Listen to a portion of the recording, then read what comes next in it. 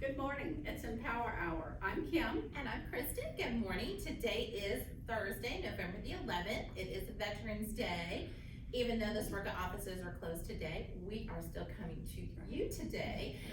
So we're happy you're joining us. And of course, today is the day we want to honor and celebrate all of our veterans, men and women who past, present, and future that have served in our armed forces. Without them, we certainly would not have the freedoms that we have today. So we are honoring our veterans today on Empower Hour as well. So we have some lovely ladies joining us, and there are more to come.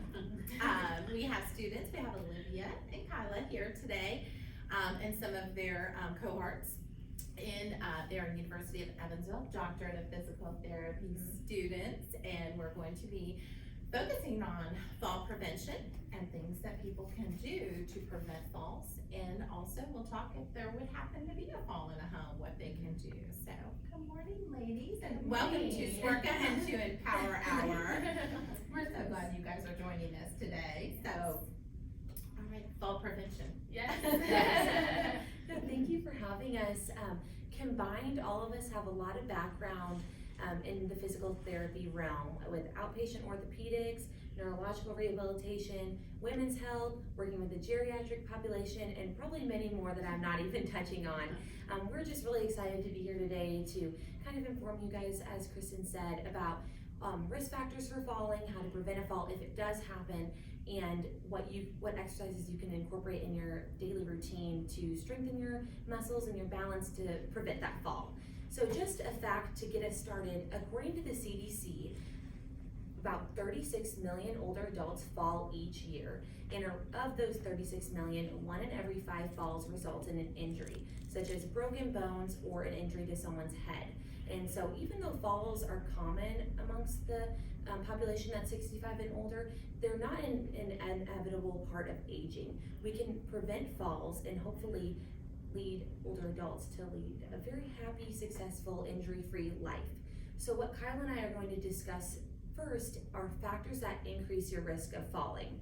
So the largest factor that a lot of people are familiar with is fear of falling. So if you're fearful of falling, a lot of times you'll walk at a slower speed. People want to be more cautious, make sure they don't trip on anything, and research actually has shown that the slower that you walk, the more at risk you are of falling. Now, we aren't telling you to go sprinting around your house and running everywhere, but we are going to, hopefully with this presentation, give you some exercises that will make you feel comfortable when walking, so you can walk at a normal, comfortable pace and prevent that fall. Next are vision impairments.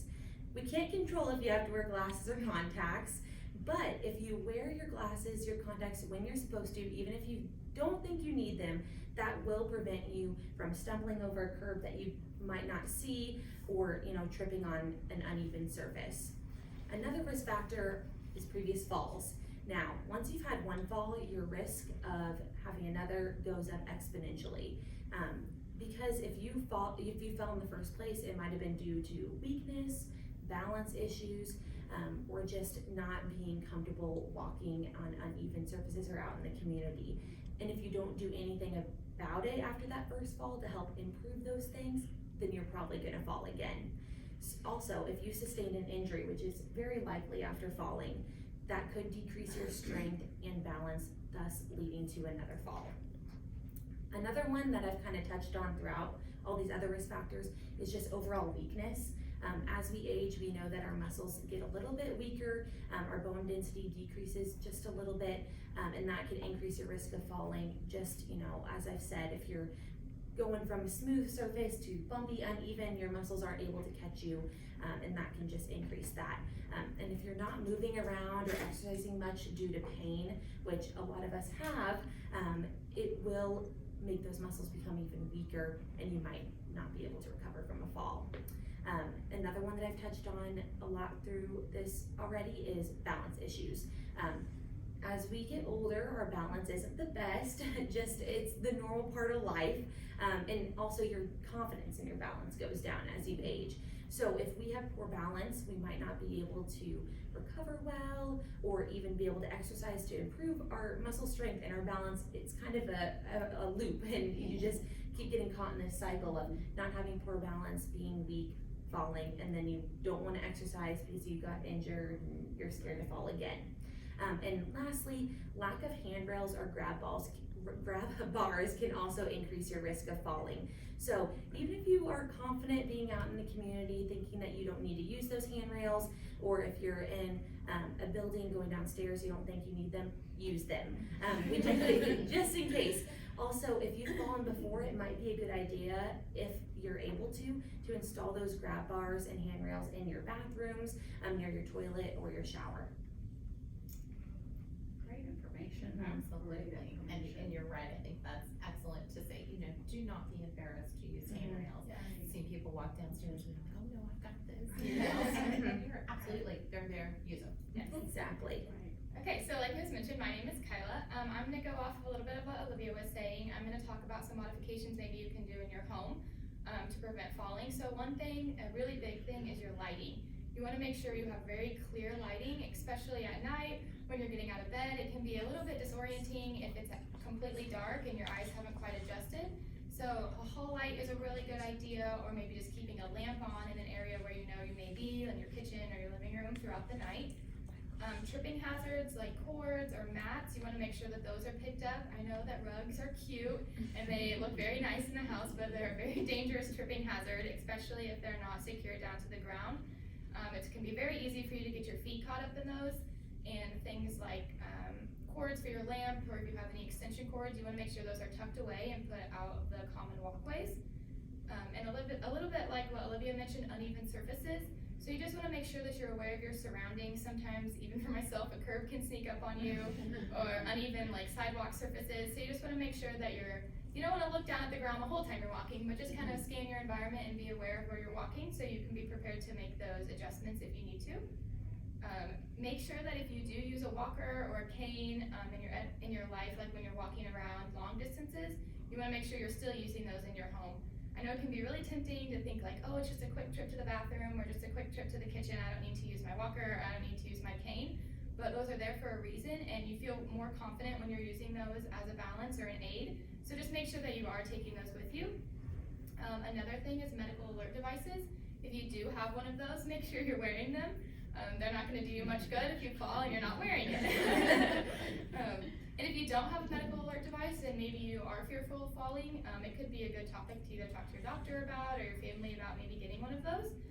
They can be a really big factor if you do fall, to help you get help quickly. And moving too quickly after you stand up, I know sometimes this happens even to me, but if you stand up too quickly, sometimes you can feel dizzy or you feel a little lightheaded. So it's really good to make sure, especially if you've been sitting for a long period of time, that you kind of stand up, kind of let your body acclimate to where you are in space, and just make sure you're not going to become dizzy or become lightheaded after standing up. Make sure you're always wearing proper footwear. Slippers and fuzzy socks aren't really the best option, especially when walking around. You want to make sure that your shoes fit well, that they're comfortable on you, and that they have a good sole in the bottom of them to prevent you from falling. And another one that we want to mention is just be aware that some medications can make you feel dizzy or unsteady on your feet. So we aren't here to tell you to quit taking your medications or to change your medications, but we do want you to be aware that some medications do have this side effect. So it is something that you could talk to your doctor about if you're feeling like maybe a new medication has caused you to be a little bit more dizzy than you used to be. Very good. Wonderful information. Just, and of course, our goal here, in our activity center, our healthy aging programs that we do, is to keep people independent, active, and in their own homes as long as it is safely possible for them to do so. So excellent tips, especially things, that we can do, little things that we can do. Yes. To help with that process. Yes. And absolutely. Just be aware of trip hazards. Yes, it's a big Anywhere you go, even in a grocery store, be aware if something's fallen off a shelf, or, if you have pets. I know in my house, Yes. toys. Yeah. I have gotten up in the middle of the night and there's been a toy Mhm. left in the hallway. Always, yes. It could be a potential fall hazard. It could be a Absolutely. hazard, yes. So we talked a little bit about some factors and things you can do to modify. So our next group, some more of our friends are gonna talk about what would happen if you do fall. So sometimes falls happen, but we wanna make sure that you're equipped to know how to safely fall and how to safely get up from that fall.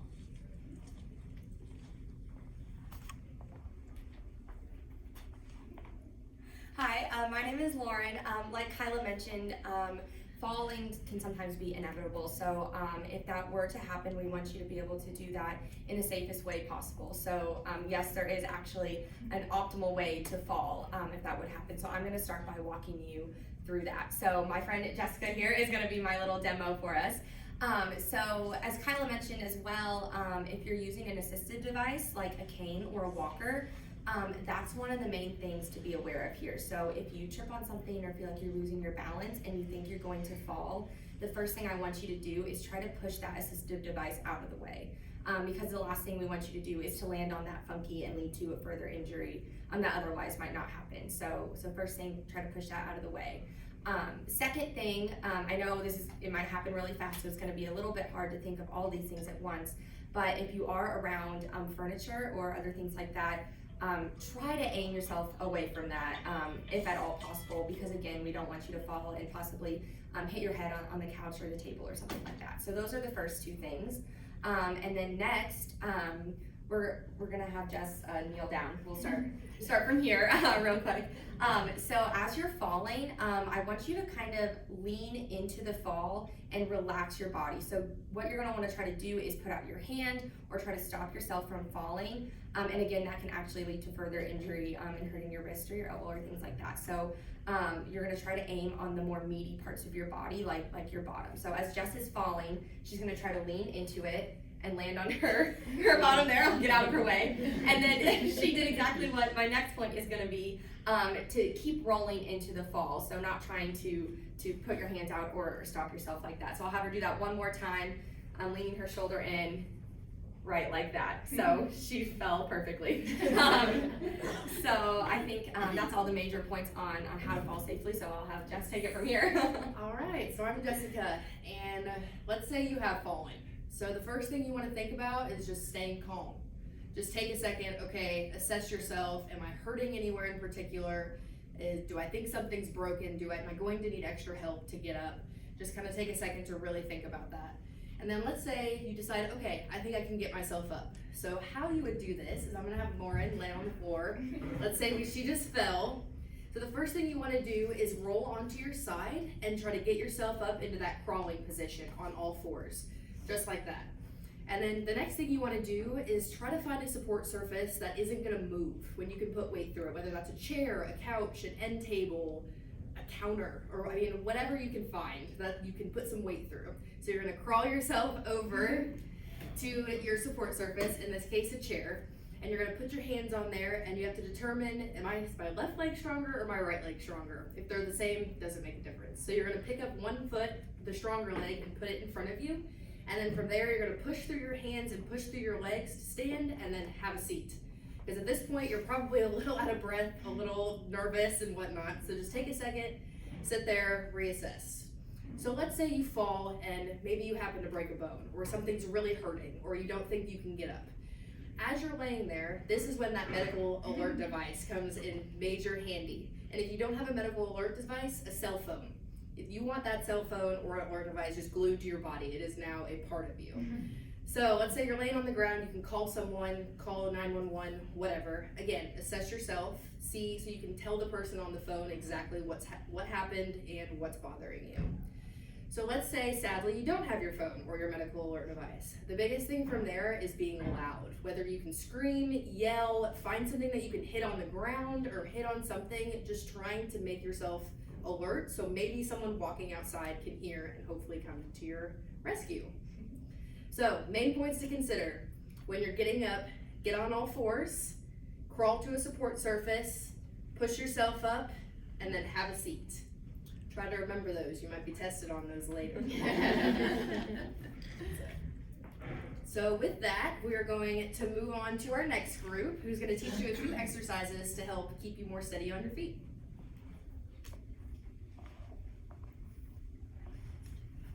Hi everyone. As they alluded to, we are going to talk about some different exercises that you can do to hopefully reduce your risk of falls. And first off, my name is Sarah. Forgot to throw that out there. So yeah, the first thing you want to consider with doing exercises is you really want to talk to your doctor or your physical therapist before starting any new exercise program, just to make sure that you're good to go and that this is the right program for you. Also, when you're exercising, we recommend that you exercise when someone else is in the home with you if at all possible. So if something were to happen, someone can get to you quickly to help you out in any way that you may need. We also recommend that you exercise in a safe environment where there aren't any tripping hazards, so watching out for those electrical cords, pets, things like that, like we already discussed. And you want to exercise in an environment that's well lit so you can see what's going on. Next, I want to talk about the importance of exercise. You know, we've all heard the phrase use it or lose it. So we've come up with a couple exercises to target some specific muscles that can help reduce your risk of falls. Okay, hi, I'm Bailey, and I want to talk about the first exercise that we're going to teach you guys that can help strengthen and reduce your risk of falls. So the first thing that I want to talk about is I will mention that we are working on really strengthening up everything on the back side. So this first one is going to work on those calf muscles, and that will help you walk more confidently as well as feel better when you are walking.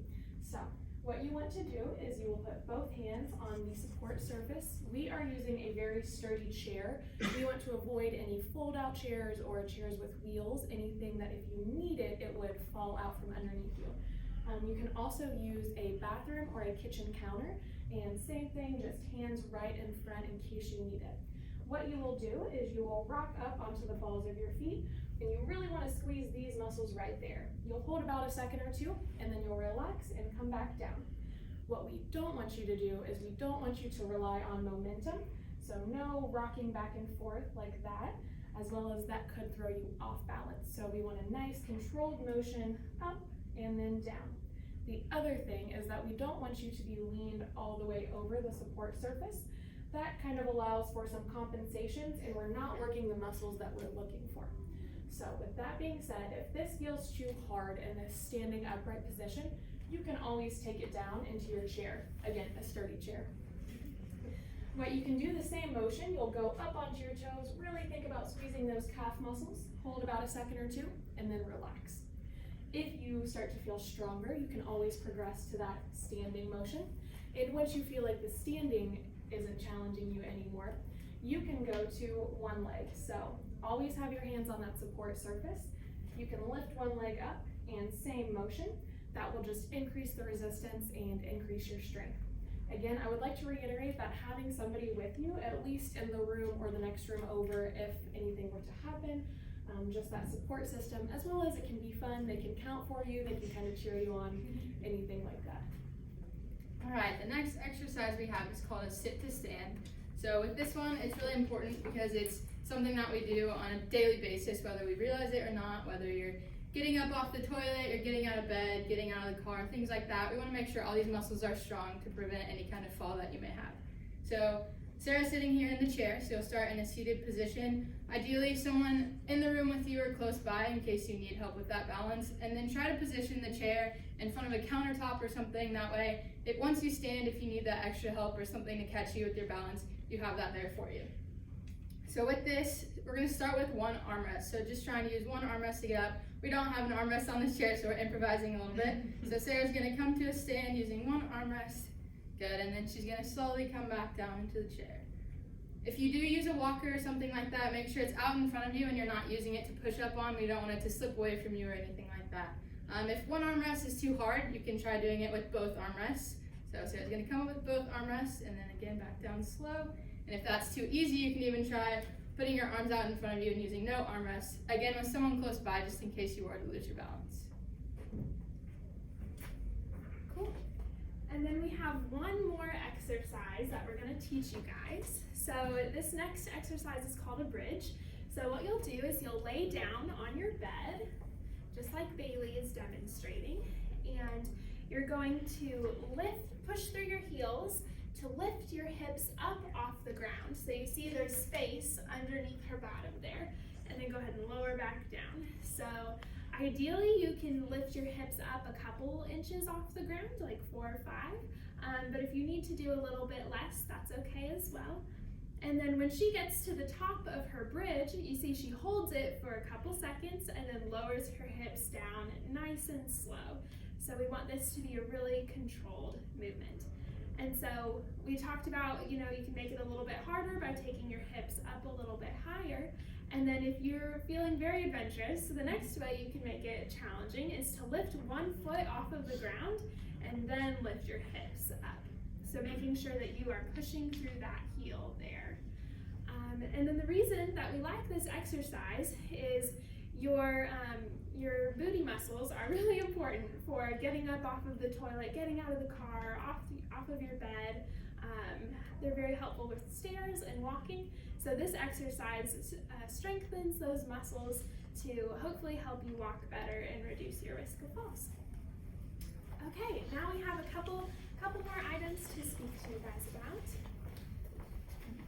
So I know we presented a lot of information to you today, so we put together all the main points into a handout for you, and we will make sure we leave some copies with Kristen, and for those of you watching online, we'll make sure that we have it linked with this video as well, so you have all the information, you can print it out, and it's easy for you to access and remember everything that we talked about today. And also linked will be a little quiz that you can take to kind of make sure that you got the key points from this presentation and to test your knowledge to make you comfortable and make you more confident in decreasing your falls and what to do if you do have a fall. And for those lucky of you that are in person, you'll be able to take this here.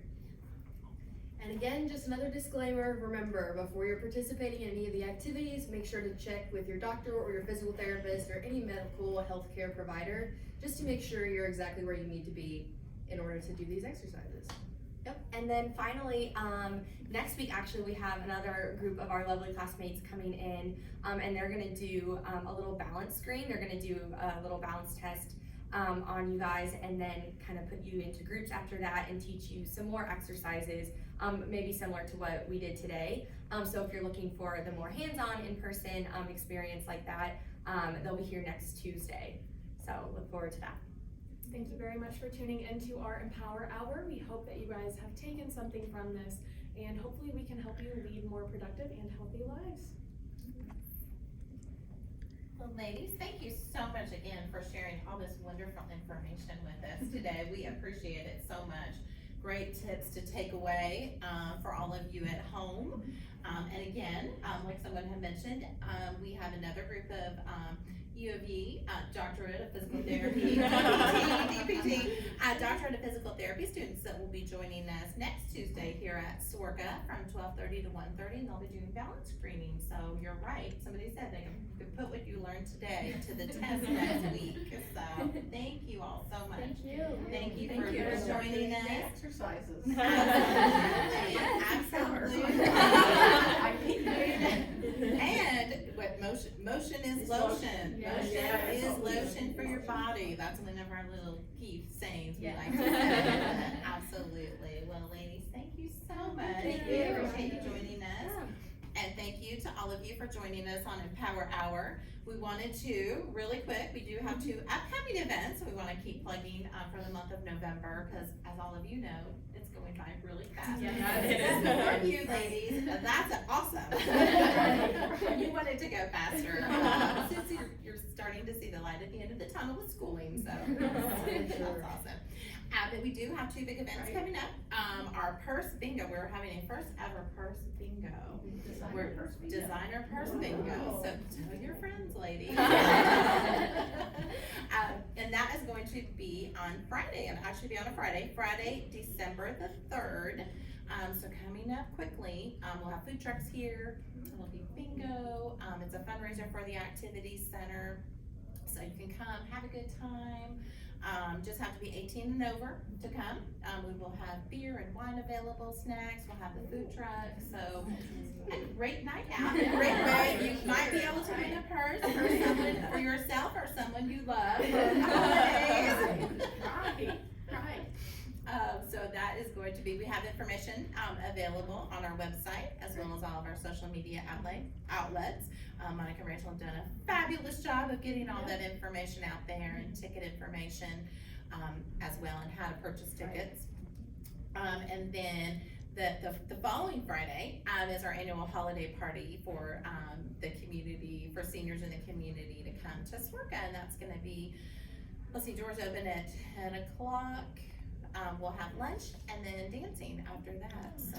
Some reindeer games. And some reindeer games, you know, having a little bit of fun. And maybe we should have the ladies come in, we'll do a little